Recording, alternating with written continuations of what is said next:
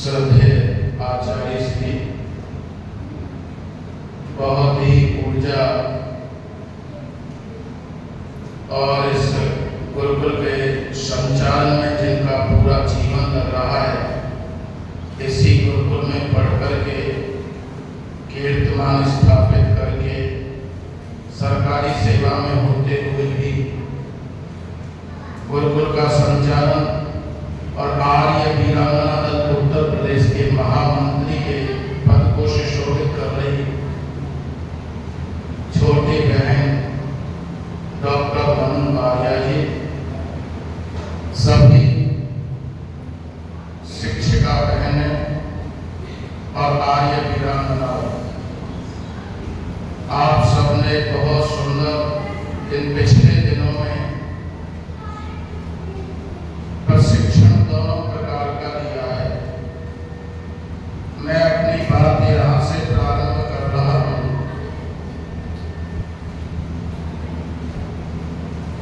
आर्य वीरांगना की वर्तमान समय में महती आवश्यकता है,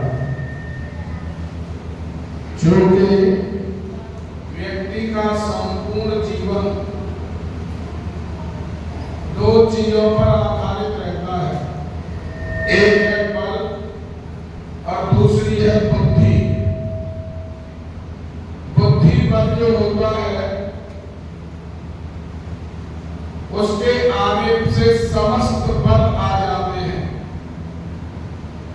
शास्त्रकार कहते हैं बुद्धि यस्य बलम तस्य निर्बुद्धिस्तु कुतो बलम। बुद्धि के आने पर सारे बल आ जाते हैं और बुद्धि के चले जाने पर समस्त बल ऐसे चले जाते हैं जैसे सूर्य के निकलने पर ओस नष्ट हो जाती है। और इस बुद्धि के बल को प्राप्त करने के लिए ये प्रशिक्षण दिया जा रहा है। इसमें दोनों प्रकार का प्रशिक्षण इस शिविर के माध्यम से दिया जा रहा है। बौद्धिक के माध्यम से श्रद्धा, उपासना, योग, आसन के माध्यम से महापुरुष आप्त पुरुषों के जीवन और वैदिक सिद्धांतों से हमारे बुद्धि के बल को बढ़ाया जा रहा है, जिसके आने से सारे बल आ जाएंगे। और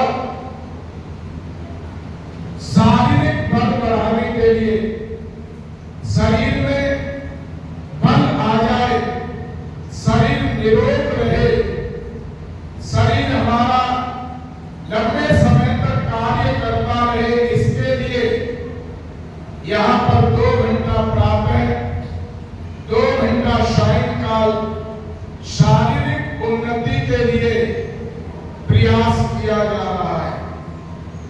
महर्षि स्वामी दयानंद जो हमारे गुरु आचार्य और प्रणेता है, उन्होंने आर्य समाज के 6वें नियम में लिखा है,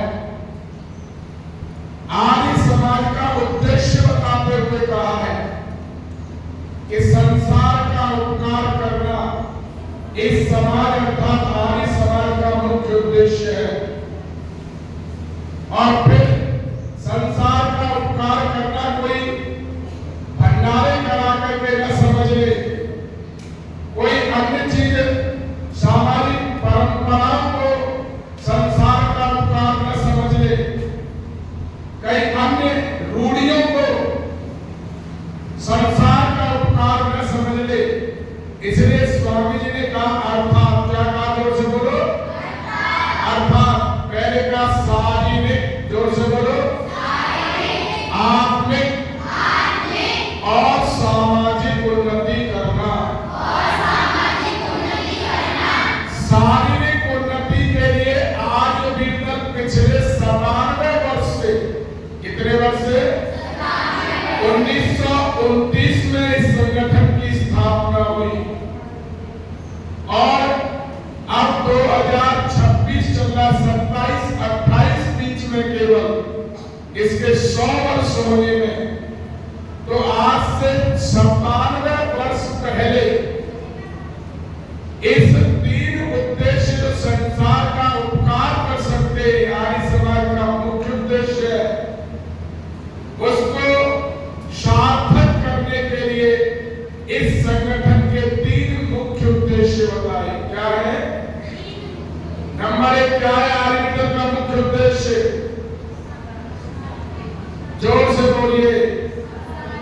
आप जानते हैं लेकिन बोल नहीं पा रहे। सबसे पहले कौन सी उन्नति? शारीरिक उन्नति के लिए क्या चाहिए? आर्य भीतर ने इसी शब्द को ध्यान में रखते हुए शारीरिक उन्नति करते हुए कि हम स्वयं अपनी उन्नति करें शरीर की और दूसरों की उन्नति करें, इसके लिए पहला जो उद्देश्य बताया वो है शक्ति का संचय। बोलो जोर से, शक्ति का संचय। आर्य के 3 मुख्य उद्देश्य हैं, इनमें पहला सबसे पहला शक्ति का संचय। क्या है? जोर से बोलो, शक्ति का संचय। शक्ति का संचय करने के लिए हमें निरंतर सतत रूप से व्यायाम करना पड़ेगा। क्या करना पड़ेगा? व्यायाम। और मेडिकल साइंस के पिता डॉक्टर हिप्पोक्रेटस ने अपनी आत्मकथा में लिखा है कि जो व्यक्ति व्यायाम के लिए समय नहीं निकालते हैं, क्या कहा है उन्होंने? जो व्यक्ति व्यायाम के लिए समय नहीं निकालते, उन्हें डॉक्टरों के लिए समय निकालना पड़ता है। किसके लिए निकालना पड़ता है? डॉक्टरों के लिए। आप सभी बहनें ये बताओ कि डॉक्टरों के लिए समय निकालना अच्छा है कि व्यायाम के लिए समय निकालना अच्छा है? तो आज हमने इस प्रशिक्षण शिविर के इस ऐतिहासिक कारगिल कन्या महाविद्यालय के प्रशिक्षण शिविर के मध्य में हम ये संकल्प लें कि हमें डॉक्टरों के लिए समय नहीं निकालना पड़े। इसके लिए हम प्रातः या शाम, ऐसे प्रातः काल ही अच्छा रहता है, हम नित्य प्रति जो यहाँ व्यायाम सीखा है उसकी आवृत्ति करते रहेंगे। आप हाथ खड़े करके चाहे हम भूल जाए लेकिन करते रहेंगे। कौन कौन संकल्प ले रहे? हाथ खड़ा करिए। तो ये नीचे हाथ करिए, बहुत सुंदर। लेकिन ये जो आपने व्रत लिया है, जो व्रत को भंग कर देता है, क्या कर देता है?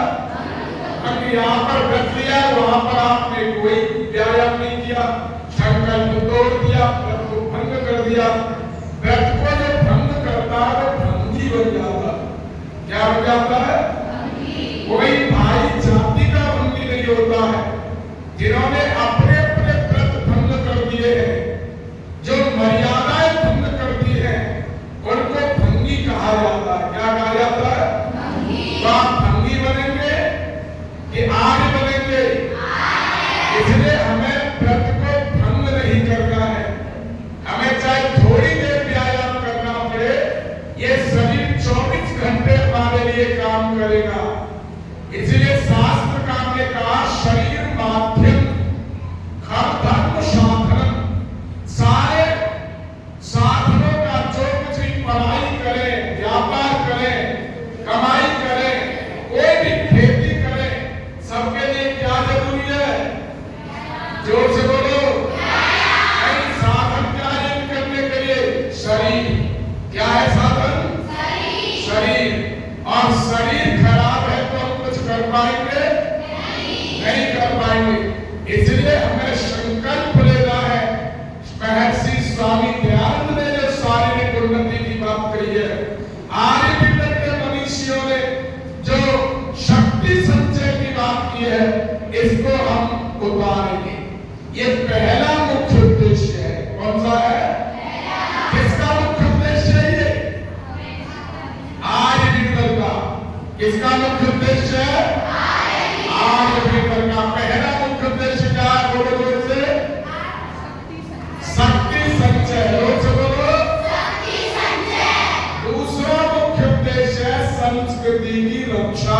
बोलो जोर से। तो मैंने पहला क्या बताया था, पुनरावृत्ति बताना मुझे। हाँ जोर से बोलो भाई, आज याद हो जाने चाहिए ये। पहला क्या है, और मैंने दूसरा क्या बताया, संस्कृति रक्षा। अब दूसरा आत्मिक उन्नति कही। नियम में क्या कहा, शारीरिक आत्मिक। नियम में क्या कहा इस वाक्य में, आत्मिक उन्नति करने के लिए संस्कृति रक्षा है। क्या है, संस्कृति की रक्षा का फॉर्मूला मिला है। यदि हम चाहते हैं संस्कृति की रक्षा हो तो हम सबको स्वयं और दूसरों की आत्मिक उन्नति करनी पड़ेगी। बिना आत्मोद्धार के हमारी संस्कृति की रक्षा हो ही नहीं सकती। इसलिए संस्कृति की रक्षा के लिए संध्या, क्या है बेटा जोर से बोलो, संध्या का दूसरा नाम क्या है, जोर से बोलो, उपासना, साधना, ब्रह्म यज्ञ। क्या नाम है, ये करनी पड़ेगी। देव यज्ञ अर्थात पांचों महायज्ञ। हमें आत्म पुरुषों के जीवन को जानना पड़ेगा आत्मोन्नति करने के लिए। उनके जान करके उनके रास्ते पर चलना पड़ेगा। हमें वैदिक सिद्धांतों को समझना पड़ेगा। जो हमारे जो नैतिक मूल्य हैं, जो हमारी आत्म उत्थान करेंगे, उन मूल्यों को जान करके अपने आचरण में लाना ही पड़ेगा। तब हमारी क्या होगी दूसरी उन्नति, जोर से बोलो, कौन सी उन्नति दूसरी, संस्कृति रक्षा। संस्कृति रक्षा कैसे होगी, आत्म उन्नति से। कैसे, हाँ। तो पहला उद्देश्य क्या है, जोर से बोलो, जोर से बोलो। और दूसरा उद्देश्य क्या है, अब बैठिए, कितने बजे तक चलाना है, शक्ति संचय। पहला क्या है, जोर से बोलो, शक्ति संचय। और दूसरा क्या है, संस्कृति रक्षा। संस्कृति की रक्षा किससे होगी, आत्मोन्नति से, आत्मिक उन्नति। और तीसरी चीज बताई इसी ने, सामाजिक उन्नति। जोर से बोलो, सामाजिक उन्नति। उन्होंने बताया शारीरिक, आत्मिक और सामाजिक उन्नति करना। क्या बताया, शारीरिक, आत्मिक और सामाजिक। जोर से बोलो भाई, शारीरिक, आत्मिक और सामाजिक। सबने बोले, मैं बोलूंगा एक बार फिर तुमने सबको बोला। अर्थात शारीरिक, आत्मिक और सामाजिक उन्नति करना।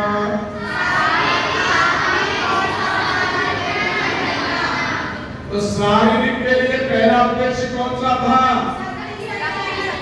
जोर से बोलो, और दूसरा उद्देश्य कौन सा था,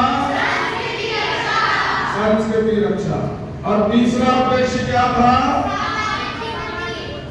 सामाजिक उन्नति। और इसके लिए तीसरा उद्देश्य आर्य मिलन, आर्य विरागना का है। कौन सा है, सेवा कार्य। जोर से बोलो, सेवा। अब तीनों मुख्य उद्देश्य आपके सामने आ गए।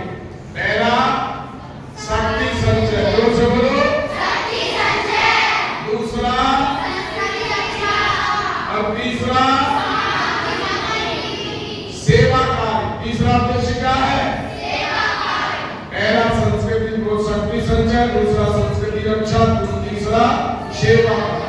जोर से बोलो, सेवा कार्य के लिए, सेवा कार्य से ही सामाजिक उन्नति होती है। किससे होती है सामाजिक उन्नति, सेवा कार्य। सेवा को परमो धर्म कहा है। क्या कहा है सेवा को, परमो धर्म। इसलिए सेवा भावना जब तक व्यक्ति में नहीं आएगी तब तक हमारी सामाजिक उन्नति हो ही नहीं सकती। यदि हमें अहंकार है, हम किसी के सेवा नहीं कर सकते हैं।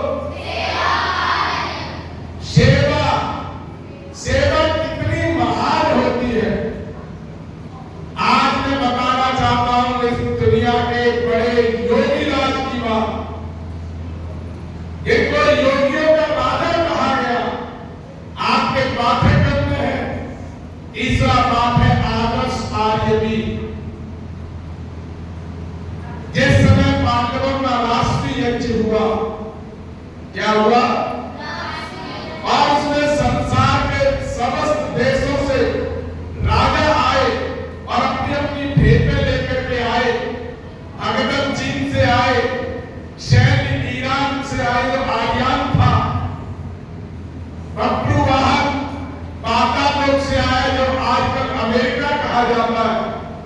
अलग अलग राजा पूरे संसार से आए।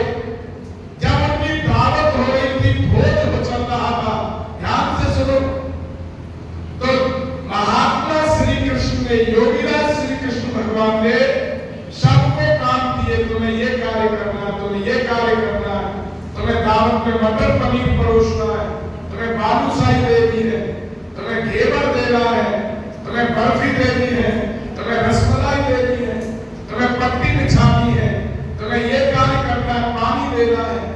लेकिन स्वयं अपने लिए इतने बड़े राजा, इतने बड़े आत्मज्ञानी, सामाजिक, लेकिन सेवा भाव देखो, स्वयं अपने लिए झूठी पत्थरों को उठाना, और जो विदेशी राजा महाराजा आए हैं उनकी जूतियों की पॉलिश करना, साफ करके पंक्तिबद्ध लगाने का काम महात्मा श्री कृष्ण ने स्वयं किया। लोग देख रहे थे, झूठी पत्थरें उठा रहे, जूतियों को साफ करके पंक्तिबद्ध लगा रहे हैं। लोग देखते और कहते ये काफी चेहरे पर तेज था, ओरा था, ऐसे तेजस्वी व्यक्ति, लेकिन परिचय नहीं था। विदेशी लोग आते, श्री कृष्ण के इस कार्य को देखते और देख करके आश्चर्यचकित हो जाते कि ये इतना तेजस्वी व्यक्ति, भगवान व्यक्ति और कठिन शरीर के व्यक्ति, इसने कितना सेवा कार्य किया लिया है। लेकिन ये चर्चा केवल मन में करते थे। उस भोजन के पश्चात बहनों, इधर ध्यान दो, पीछे आप उधर। भोजन के पश्चात एक विशाल सभागार में एक मीटिंग हुई।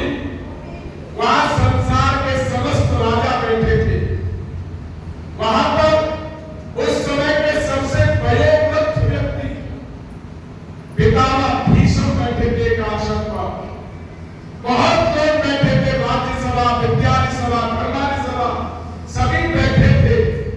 और बैठ करके उन्होंने एक आसन बहुत ऊंचा था, जो सबसे ऊंचा उस सभा में आसन था, वो खाली पड़ा था। सभा में बैठे सभी राजा महाराजा ये चिंतन कर रहे थे, इस आसन पर कौन बैठेगा। तभी उस समय के पितामह भीष्म, जिनकी आयु लगभग 176 वर्ष की थी, उस समय कितनी आयु थी? 176, 176 इयर्स। उन्होंने घोषणा की कि इस समय ज्ञान और विज्ञान के क्षेत्र में, बल और पराक्रम के क्षेत्र में, योग और उपासना के क्षेत्र में, विज्ञान के क्षेत्र में कोई सर्वोपरि योग्यता रखता है, कोई नीतिज्ञ संसार में कोई है, तो मैं पितामह भीष्म के पितामह भीष्म ने कहा, मैं श्री कृष्ण के नाम की संस्तुति करता हूं, जो संसार के समस्त राजाओं की सभा की अध्यक्षता स्वीकार है। अभी तो झूठी पत्थरें उठाते लोगों ने देखा, पंक्तिबद्ध जूतियों को लगाते देखा, लेकिन संसार के राजाओं की, बड़े बड़े राजा महाराजा, बड़े बड़े चक्रवर्ती राजा वहां सभा में बैठे थे, लेकिन श्री कृष्ण के नाम की संस्तुति हुई और उन्होंने अध्यक्षता के लिए सबसे बड़े व्यक्ति ने ऐलान किया, तो संसार के समस्त राजा देखते रह गए कि अभी तो झूठी पत्थरों को उठा रहे थे। आज वीरांगना इस सेवक के माध्यम से, महात्मा श्री कृष्ण के इस प्रसंग से हमें यह शिक्षा देनी है कि हम पर सारे काम आने चाहिए। हम सभा की अध्यक्षता नहीं कर सके, हम सभा में वक्तव्य नहीं कर सके, हम संचालन नहीं कर सके, और हम छोटे से छोटा कार्य, जूतियां साफ करने का, टॉयलेट साफ करने का, भोजन बनाने का कोई भी ऐसा कार्य नहीं होना चाहिए जो हम पर न आता हो, जिसमें हम कुशल न हो। इसी का नाम आर्य वीरदल, आर्य वीरांगना। आर्य वीरदल पेचीदा प्रश्नों का उत्तर है। आर्य वीरदल पेचीदा प्रश्नों का उत्तर है। आर्य वीरदल जहां वहां हर प्रश्न उत्तर है। आर्य वीरदल संघर्षों की आग पे चलता है। आर्य वीरदल कलयुग में सतयुग का सत्ता है। आर्य वीरदल गीत मनीषी तब में अग्नि बाण आर्यों का। आर्य वीरदल रहा रहेगा प्राण आर्यों का। इससे ही होना है नव निर्माण आर्यों का। आर्य वीरदल रहा रहेगा प्राण आर्य। इसलिए सेवा परमो धर्म है। सामाजिक उन्नति में आगे बढ़ना है तो सेवा का सहारा लेना ही पड़ेगा। सेवा सामाजिक उन्नति का आधारभूत है। सब आधारों का आधार सेवा है। इसलिए हमारा जीवन और बहनों में तो सेवा और शुश्रूषा दोनों गुणों से ही उनका यश फैलता है, उनकी कीर्ति फैलती है। ये गुण आज वीरांगना दल के सेवन में आप लेकर ही जाइए, संकल्प लेकर जाइए कि हम सेवा भाव को बढ़ाएंगे। सेवा हमें उन्नति कराती है और सामाजिक उन्नति कराती है। इसलिए तीनों उद्देश्य शारीरिक, आत्मिक और सामाजिक, आर्य के तीनों उद्देश्य संस्कृति रक्षा, शक्ति संचय और सेवा कार्य से ही पूरे होंगे। निश्चित रूप से यदि हमने इस आर्य वीरांगना दल के प्रशिक्षण शिविर में भाग लिया है तो हम ये तीनों को पूरा। मैंने अपनी बात प्रारंभ की थी कि बुद्धि बल के आने से समस्त बल आ जाती है। मैं अपनी बात को एक छोटी सी कथा के माध्यम से आपसे कहना चाहता हूँ और ये सिद्ध करना चाहता हूँ कि बुद्धि बल से कैसे आ जाते। ये आर्य वीरांगना दल बल और बुद्धि दोनों को बढ़ाने वाला, दोनों का प्रशिक्षण देने वाला संगठन है। इसे दूसरे शब्दों में ब्रह्म तेज और छात्र बल, यानी ब्रह्म तेज अर्थात आत्मिक और छात्र बल, ये दोनों प्रकार का प्रशिक्षण देता है। इनको दूसरे शब्दों में कहें तो कह सकते हैं या कह सकते ब्राह्मण और क्षत्रिय। जो ब्राह्मण के गुण हैं वो यहाँ दिए जाते हैं। यज्ञ करना कराना सिखाया जाता है, दान लेना देना सिखाया जाता है और पढ़ना पढ़ाना सिखाया जाता है। और क्षत्रिय के गुण भी सिखाए जाते हैं, तलवार, लाठी, भाला, व्यायाम, सर्वम सूत्र व्यायाम, भूमि नमस्कार, सूर्य नमस्कार, लेजम, डंबल, तलवार आदि सारी चीजें शस्त्र और शास्त्र कहा जा सकता है। दो शब्दों में कहें तो ये निश्चित रूप से ये प्रशिक्षण है। लेकिन इनमें से एक भी नहीं है केवल बलशाली बन गए केवल और बुद्धिमान नहीं बने या क्षत्रिय बन गए ब्राह्मण नहीं बने तब भी जीवन नहीं चलेगा। बल तो पशुओं में भी बहुत होता ही होता है। हाँ, पशु में बल होता है। इसलिए वीर नहीं बनना है केवल, वीर के साथ साथ क्या बनना है? आर्य। क्या बनना है? आर्य। बल तो रावण में भी बहुत था, कंस में भी बल बहुत था, हिरण्यकश्यप में भी बल था। लेकिन क्या कभी थी आज के दुनिया में पूजा के स्थान पर इनके पुतले फूके जाते हैं? क्या कभी थी? ये बल तो था लेकिन क्या नहीं था? आर्य नहीं थे। क्या नहीं थे? आर्य नहीं थे, ब्राह्मण नहीं थे। तो इसलिए हमें केवल बलशाली नहीं बनना। बल तो शहर में भी बहुत होता है लेकिन दुनिया में सम्मान प्राप्त नहीं करता है। इसलिए हमें बलशाली होने के साथ साथ क्या होना पड़ेगा? जोर से बोलो, आर्य होना पड़ेगा, बुद्धिमान होना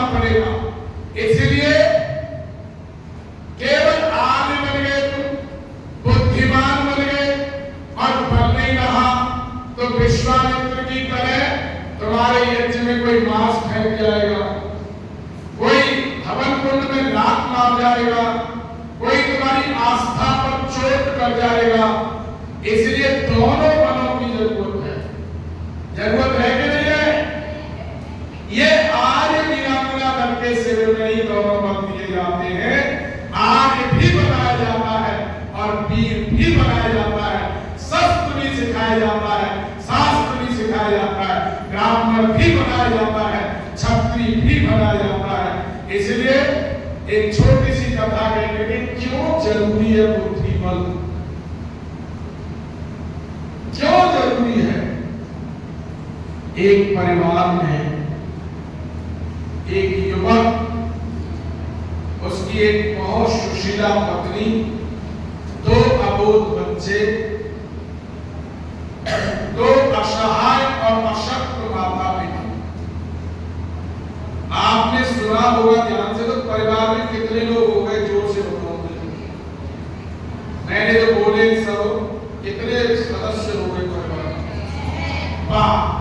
इनके लिए जिन्होंने 6 बताया, मुझे जोरदार ताली बजाओ। ये जोरदार है,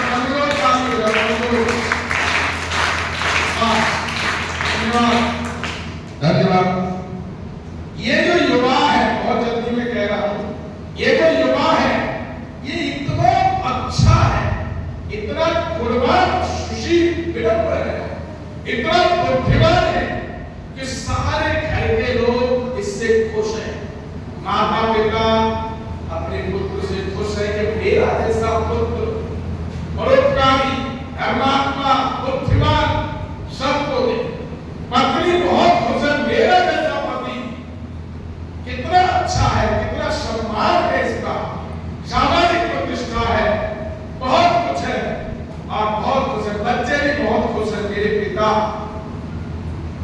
ये केवल परिवार ही नहीं, जो मोहल्ले के लोग हैं, सारी बात कभी बिगड़ जाती है तो इनसे सलाह लेने आते हैं। बुद्धिमान को केवल मोहल्ले वाले नहीं, यहाँ पर सेवा देते, नौकरी करते, पूरा डिपार्टमेंट, कोई घर में समस्या होती है, सामाजिक समस्या, राजनीतिक, सब सलाह लेने आते और इनके घर में आतिथ्य सत्कार से सब तृप्त है, एकदम खुश है, बुद्धिमान है। और केवल डिपार्टमेंट के लोग नहीं, जिस नगर में रहता, उस नगर के और जिस गांव से आया है, उस गांव के पूरे जनपद के लोग इतना बुद्धिमान है, इतना तार्किक है, इतना विवेकी है कि इससे सब सलाह लेने आते। धीरे धीरे चलता है क्रम। कुछ दिन बाद ईश्वर की ऐसी व्यवस्था होती है, कोई ऐसा प्रारब्ध का चक्र चलता है। ये युवा एक बात को कई बार कहता है, अपने कपड़े फाड़ देता है और घर में सामान को तोड़ता है, पत्नी को मार देता, जो भी हाथ लगता, बच्चों को मारता। अब इसको जब ज्यादा देखा गया, बहुत परेशान, माता पिता परेशान, पत्नी परेशान, बच्चे परेशान, पड़ोसी आते उनको गालियां देता था, बुद्धिमती, बहुत परेशान हो रहे। पड़ोसी कोई आता तो नीचे जाकर के जो बैठक का कमरा होता उसमें से चले जाते, नाची खुशी पूछ के। कोई निर्णय जो रह नहीं सकते थे जिसके बिना, पत्नी रह नहीं सकती थी, सब कुछ रह नहीं सकते थे, माता पिता इसके बिना नहीं रह सकते थे, बच्चे इस पर बहुत अच्छी कोठी, बंगला, गाड़ी, सब कुछ, बार लॉन, सब कुछ था, सब कुछ बहुत अच्छा, वेतन 3-4 लाख रुपए महीने इसको मिलता था, सब कुछ अच्छा था। आज उससे कोई बात नहीं कर रहा, उसको एक कमरे में बंद कर दिया। किसमें बंद कर दिया? उसका भोजन पानी जंगले से जाता है, छोटा सा, जो कि वो काट जाता है, मारता है, तोड़ देता है, वाश बेसिन तोड़ दी, सिंक तोड़ दी, खिड़कियां तोड़ दी और उसको कमरे में बंद कर दिया। कथा समाप्त। मैं आपसे ये पूछना चाहता हूं, जब लोग उसकी पूछते थे, परिवार के लोग उसके बिना रह नहीं सकते थे, जब उसके अंदर क्या था, और अब कोई उसकी पूछ नहीं हो रही है, एक कमरे में बंद है,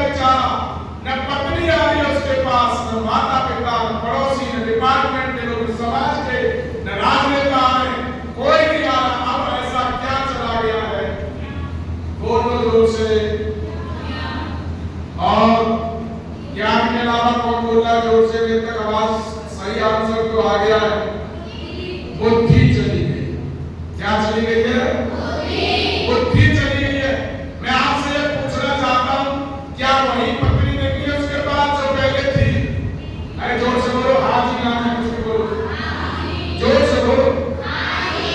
क्या वही माता पिता है कि नहीं है? क्या वही कोठी है कि नहीं अपनी? क्या वही गाड़ी है कि नहीं? क्या वही बंगला है कि नहीं? क्या वही समाज के लोग, डिपार्टमेंट के लोग है कि नहीं? और ये कह सकता हूं वही वेतन आज भी मिल रहा है जो पहले मिलता था। लेकिन क्या चला गया है? बुद्धि चली गई है। क्या शब्द हुआ यहां? बुद्धि के चले जाने पर सारे पर चले गए कि नहीं चले गए? अरे चले गए नहीं चले गए? चले गए। लेकिन आपसे शिविर के माध्यम से मैं पूछना चाहता हूं बहनों, फिर हमें प्रयास बुद्धि के लिए करना चाहिए कि कोठी के लिए, कार के लिए, बंगला के लिए, पैसे के लिए? किसके लिए प्रयास करना चाहिए? बुद्धि के लिए प्रयास करना चाहिए। आप कौन कौन संकल्प ले? केवल हमारा विद्यार्थी जीवन बुद्धि को बढ़ाने के लिए लगेगा, दूसरे कामों में नहीं लगेगा। ये बुद्धि आ गई तो कोठी भी होगी, कार भी होगी, बंगला भी होगा, सुंदर गृहस्थ भी बसेगा, भोग के सामग्री भी प्राप्त होगी, सब कुछ होगा। कब होगा? जब हमारे पास क्या होगी? अरे जोर से बोलो। इसलिए आज दीनगढ़ में बुद्धि बढ़ाने के लिए यहाँ पर मौखिक के 3 सत्र लगते हैं और एक सत्र संध्या यक्षिका लगता है, शाम को शाखा लगती है। लगभग 5 घंटे लगातार, 5 घंटे लगातार हमें बुद्धि के लिए प्रयास करने के लिए, हमारी बुद्धि बढ़े, इसके लिए आयोजकों का और खास करके बहन मनु जी का पूरा प्रयत्न होता है। और एक सरल काम नहीं से लगा था। सन 1995 में पहला शिविर अपने यहाँ से 7 किलोमीटर दूर है गांव में लगाया और शिविर चल रहा था। अंत तक आते आते गांव कभी नहीं लगाएंगे, इतना परेशान हो गए। जो हमने राशन इकट्ठा किया था उसको बच्चे 1 दिन में खा गए पूरे को। दूसरे गांव वाले देने को तैयार नहीं, लेकिन जैसे जैसे उसका विजन आया, बच्चे अच्छे बनने लगे, गांव में नमस्ते जी फैल गई और शाखा बढ़ने लगी। तो कितने भी कष्ट आए फिर भी लगाएंगे और वो अविरत रूप से चलता रहा क्रम। बहनों, तब उसका नाम है स्वामी दयानंद सरस्वती ने 9वें समुदास में कहा है कि धर्माचरण के लिए या सत्याचरण दोनों एक ही बात है। धर्माचरण के कार्य करने में जितनी विपत्तियां आती है उन सबको सहन करने का नाम तप है। इसलिए हम निश्चित रूप से कठिन कार्य है और इस कठिन कार्य को करने वाले 2-4 लोग होते हैं एक जिले में, और किसी किसी जिले में एक या किसी में टुकड़ा सा। इसलिए ये बहुत कठिन कार्य है। पहले तो निर्माण करना बहुत कठिन है। दुनिया में सारे काम सरल, बिल्डिंग बना लो, कुछ भी कर लो, पैसा इकट्ठा कर लो, गाड़ी खरीद लो, सब सरल। लेकिन व्यक्ति का निर्माण करना, क्योंकि उसके अपने संस्कार, पूर्वजों के संस्कार, माता पिता के संस्कार, नाना नानी के संस्कार, दादा दादी के संस्कार, कोई परंपराओं के संस्कार, और वो उनको डिलीट करना, उनको समाप्त करके दूसरे संस्कार भरना, नैतिक मूल्यों की स्थापना करना कितना दुर्लभ कार्य है।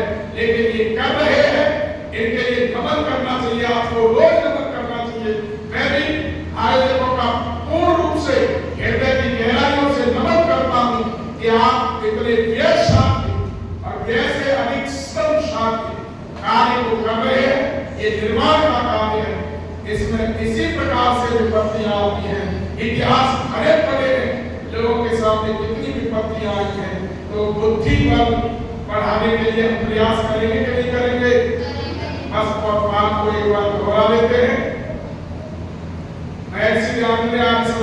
देने में कितनी उन्नति होता है? पहली उन्नति जोर से बोलो, दूसरी और तीसरी शारीरिक उन्नति के लिए आर्य में कौन सा मुख्य उद्देश्य है? जोर से बोलो। और आत्मिक उन्नति करने के लिए आर्य का कौन सा मुख्य उद्देश्य है? और सामाजिक उन्नति करने के लिए आर्य का कौन सा मुख्य उद्देश्य है? सेवा का। और आर्य में मुख्य रूप से इसके आधार में कितने प्रकार के प्रशिक्षण हैं? कितने प्रकार के? कौन कौन से? बल और जोर से बोलो। और बुद्धि के चले जाने पर क्या चला जाता है? सब को चला जाते, सारे पर चले जाते। और इसलिए बुद्धि होगी तो समस्त बल होंगे। जैसे उस कथा में बुद्धि थी तो सम्मान था, कचहरी लगती थी, रोज लोग आते थे। और बुद्धि चली गई तो कोई नहीं पूछ रहा था तुमसे नमस्ते। इसलिए बुद्धि के लिए हम प्रयास करेंगे कि नहीं करेंगे? किसके लिए? इससे सारे बनाते। हम लोग अभी से पैसा कमाने के लिए करें, सुंदरता के लिए करें, कपड़ों पर करें, सारे चीजों को छोड़ करके किस पर करना पड़ेगा हमको? बुद्धि पर करेंगे तो बहन जी भी करें, प्रोफेसर बनेंगे।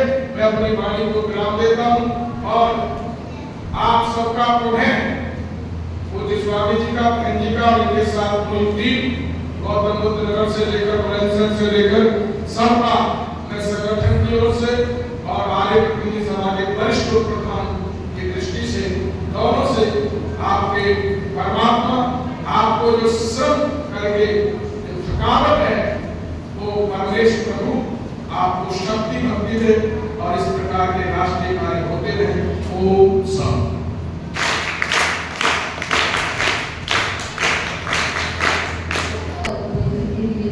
बहुत धन्यवाद। आपकी शैली बहुत सरल है और सीधे बच्चों के मन में, हृदय में स्थापित हो जाती है। जितना आपने बताया